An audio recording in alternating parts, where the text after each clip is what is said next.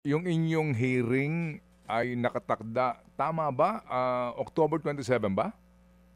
Ayun po, sa kasalukuyan yung nakasaad sa sabina na Ah, ipinadala ng CIDG mhm. na kami ay nire-request na mag-appear sa Camp Crame sa October 27. So, Oo. actually hindi pa po siya hearing, Mm. pero mukhang ang forma pa ay investigation o kaya ay Oo. pagtatanong Oo. no Pupunta ba sa kayo? Pupunta ba kayo?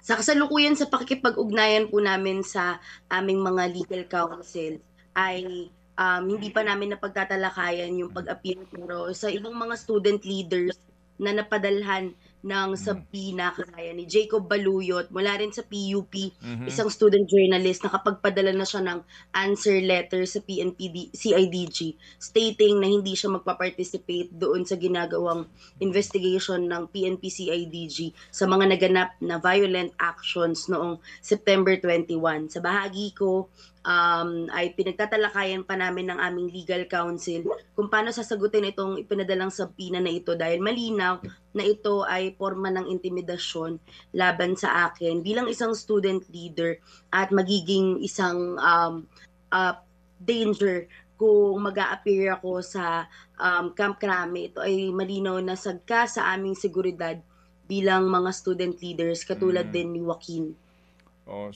Ngayon ba meron na kayong surveillance na nararamdaman?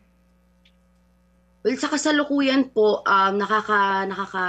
lungkot, nakakagalit, no, na ilang beses akong pinuntahan ng PNP-CIDG sa aming residential address, no, dala-dala pa yung aking mga litrato. So, yung serye ng kanilang pagpunta sa bahay namin, no, ay malinaw na forma na ng surveillance bago pa man din Mm. na-serve yung subpoena na kanilang ipinadala.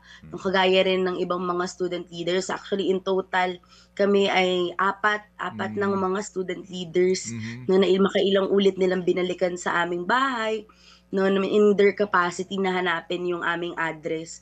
Malinaw to Okay. na paggamit ng kanilang power, authority bilang Sige. pulis Mm. para mag-surveil ng mga student leaders na katulad namin. Kahit wala naman kaming malinaw no, na ginawa labag sa batas. Mga kapatid, brothers and sisters, saan ka pa? Dito na tayo sa totoo.